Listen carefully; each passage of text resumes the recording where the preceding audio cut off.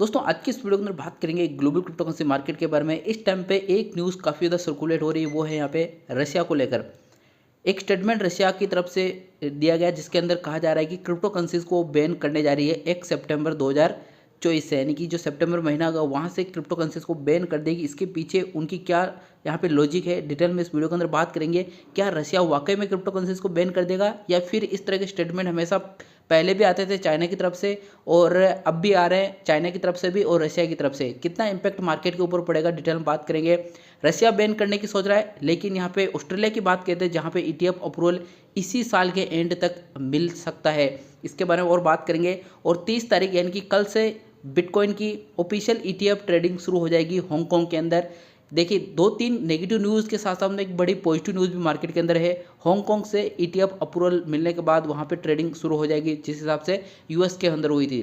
तो important video है, last तक जरूर देखना। कंटेंट आपको 10% भी नॉलेजेबल लगे तो सब्सक्राइब जरूर करना। आपका भाई आपके लिए हमेशा हेल्पफुल कंटेंट लाता है, कोई फेक अपडेट शेयर नहीं करता है। तो सबसे पहले शुरुआत रशिया से करते हैं, क्योंकि ये एक बहुत बड़ी न्यूज़ है, जहाँ पे कहा जा रहा है रशियन कम्युनिटी की तरफ से कि यहाँ पे जो डिजिटल एसेट्स है यानी कि क्रिप्टो करेंसीज है, वो कहीं ना कहीं रशिया के लिए जो रूबेल है उसकी ब्रांड वैल्यू यानी कि रूबेल को कहीं ना कहीं ये यहाँ पे डाउन कर सकती है। इस वजह से यहाँ पे क्रिप्टो करेंसीज को बैन करेंगे। इस ये जो स्टेटमेंट है ये अपने टेलीग्राम को शेयर कर दूँगा, आप पूरा पढ़ सकते हो। इसके अंदर इन्होंने यहाँ पे पूरा जो रीजन है वो यही बताया कि जो रशिया का रूबेल है वो कहीं ना कहीं हमारे जो मिशन है उसको फुलफिल कर सकता है, क्रिप्टो करेंसीज हमारे मिशन को फुलफिल नहीं करेगी।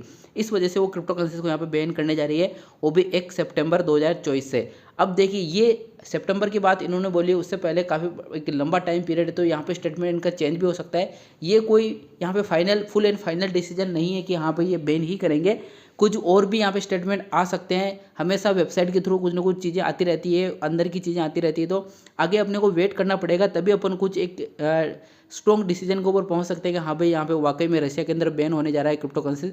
लेकिन क्रिप्टो करेंसी जैसी चीज़ को आज के डेट में किसी देश के लिए यहाँ पे बैन करना पॉसिबल नहीं है। इवन चाइना के लिए भी पॉसिबल नहीं है। चाइना भले कितना भी यहाँ पे जुगाड़ लगा ले, किसी भी तरह से यहाँ पे अपने जितने भी चाइना के यूजर है उनको बोल दे क्रिप्टो करेंसीज को आप यहाँ पे मत ट्रेडिंग कीजिए, ना यहाँ पे माइनिंग कीजिए, लेकिन वो दूसरे देश में जाके माइनिंग कर लेंगे, दूसरे देश में जाके ट्रेडिंग कर लेंगे।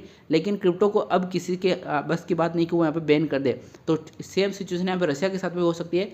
लेकिन फिलहाल अपने को एक और ऑफिशियल कुछ और फंडामेंटल चीज़ों के ऊपर स्टेटमेंट आना बाकी है, तो उस टाइम पे देखेंगे भी वाकई में रशिया इसको बैन करेगा फिर नहीं करेगा।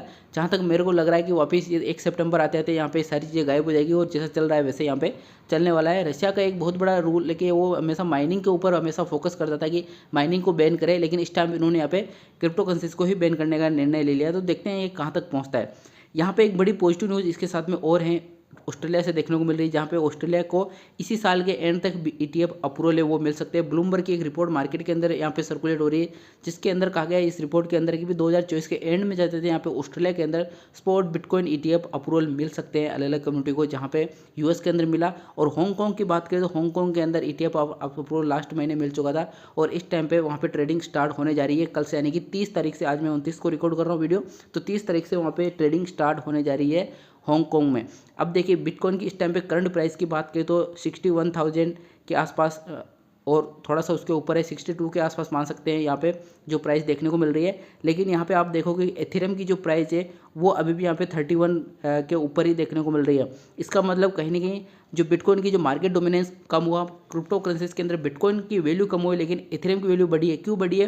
क्योंकि एथेरियम की जो ईटीएफ है वो भी कहीं ना कहीं आगे आने वाले 3 से 4 महीने के अंदर आ सकता है। इवन जो मई का महीना है यहाँ पे एथेरियम का ईटीएफ भी आ सकता है, जिस हिसाब से मार्केट के अंदर यहाँ पे न्यूज़ सर्कुलेट हो रही है। वो भी मैं आपको इंटरेस्टिंग डाटा समझाता हूँ। लास्ट वाली वीडियो के अंदर भी बताया था भाई, जो एथेरियम का जो ईटीएफ है वो उसकी जो डेडलाइन है, 3-4 ऐसी कम्युनिटियाँ हैं, ऐसी फर्म है जिनकी डेडलाइन इसी जो महीना नया महीना शुरू होगा यानी कि मई का महीना है, इसके अंदर यहाँ पे होने जा रही है। लेकिन जो ब्लैक रॉक हो गई, फिडेलिटी हो गई, इन्वेस्को हो गई, इनकी जो डेडलाइन है वो 7वें और 8वें महीने के अंदर है। तो अपन ऐसा मान सकते हैं कहीं ना कहीं 8वें और 9वें महीने के अंदर जा जाते यहाँ पे एथेरियम का ईटीएफ अप्रूवल मिल सकता है। इसी वजह से यहाँ पे देखिए बिटकॉइन की वैल्यू कम हुई, बिटकॉइन की जो प्राइस है वो कम हुई, मार्केट डोमिनेंस कम हुआ, लेकिन एथेरियम का मार्केट डोमिनेंस भी बढ़ा और प्राइस भी एक स्टेबल है और एक स्ट्रॉन्ग प्राइस को बोल सकते हैं 3100 की सीरीज में। क्योंकि जनरली यहाँ पे बिटकॉइन की प्राइस अगर 60 से 62 की सीरीज के आसपास रहता है, तो इसकी जो प्राइस होती है एथेरियम की वो यहाँ पे बिलो 3000 के नीचे रहती है।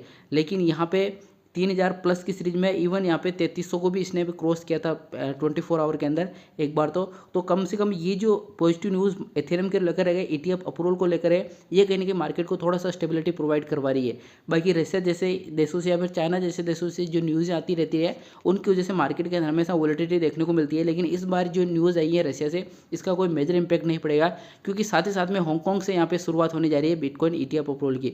वही यहाँ पे यूएस की जो फॉर्मर प्रेसिडेंट डोनाल्ड ट्रंप की बात करें तो इनकी जो NFTs है वो काफ़ी ज़्यादा इस टाइम पे सुर्खियों में चल रही है। और आप सब लोग पता है यहाँ पे जो डोनाल्ड ट्रंप है वो क्रिप्टो करेंसीज को अच्छा सा सपोर्ट करते हैं। खुद की NFT भी जो इन्होंने लॉन्च करके मार्केट के अंदर जिनकी एक अच्छी खासी वैल्यू है NFTs की। तो यूएस के अंदर काफ़ी ऐसे लोग हैं जो क्रिप्टो करेंसीज को, बड़े लोग हैं, फॉर्मर प्रेसिडेंट है, क्रिप्टो करेंसीज को सपोर्ट कर रहे हैं। लेकिन रशिया जैसी कंट्रीज़ है वो अभी भी यहाँ पे, और चाइना जैसी कंट्रीज है वो यहाँ पे क्रिप्टो करेंसीज को ना तो समझ रही है ना सोच रही है इसके बारे में। इवन अपने इंडिया की बात करें तो यहाँ पे भी वही चीज़ें हैं, रशिया और यहाँ पे चाइना जैसी सिचुएशन है, कोई ज़्यादा यहाँ पे डिफरेंस नहीं है। इंडियन गवर्नमेंट भी ना तो समझना चाहती है और नहीं इसके ऊपर कोई रूल्स और रेगुलेशन लाना चाहती है। बस इनको चाहिए पैसा, टैक्स 30% टैक्स और 1% TDS मिलता रहे, तो ये खुश है। कोई सर्विसेज प्रोवाइड करवाने की इनकी तरफ से कोई चीज़ें नहीं देखने को मिल रही है। कुछ ना कुछ चीज़ें अगर इंडियन गवर्नमेंट इंडियन यूजर को यहाँ पे देने लग जाए, क्रिप्टो करेंसीज को लेकर एक सपोर्ट मिल जाए, तो इंडियन यूजर भी बढ़ेंगे, साथ साथ में ट्रस्ट भी बढ़ेगा और एक लोगों के बीच में बिल्डअप होगी नई कम्युनिटी यहाँ पे।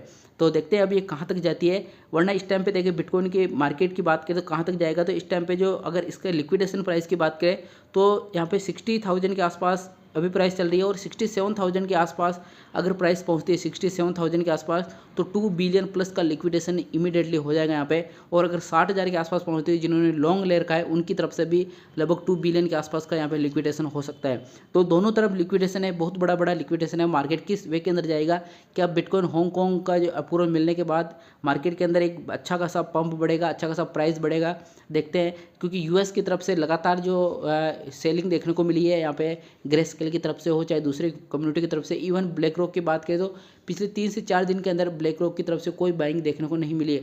लगभग 450 मिलियन के आसपास का फंड यहाँ पे ETF जिनको मिला है, जिन्होंने ETF के थ्रू खरीदा है, उनकी तरफ से आउटफ्लो देखने को मिला है, यानी कि उन्होंने प्रॉफिट बुक किया, उन्होंने सेल आउट किया, जिसकी वजह से बिटकॉइन यहाँ पे 72 से नीचे गिर के आ गए यहाँ पे 60,000 के आसपास।